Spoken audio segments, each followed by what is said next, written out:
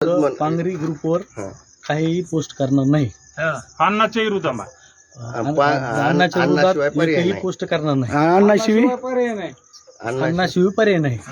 माझी झाली ती चूक झाली. इथून पुढे मी असली चूक नाही इथून पुढे नाही ग्रामपंचायत तू बोल नको ना मध्ये. अन्नाच्या पोस्ट करणार नाही. हे मी हातोजोड तू बोल नको जोडलेत ना. अन्नाच्या विरोधात पोस्ट करणार नाही. 10 गुंठ फक्त 12 लाखात, खरंच का? होय, TRS डेव्हलपर्स आपल्यासाठी घेऊन आलेले आहेत प्रशस्त असे 10 गुंठ्यांचे प्लॉट्स.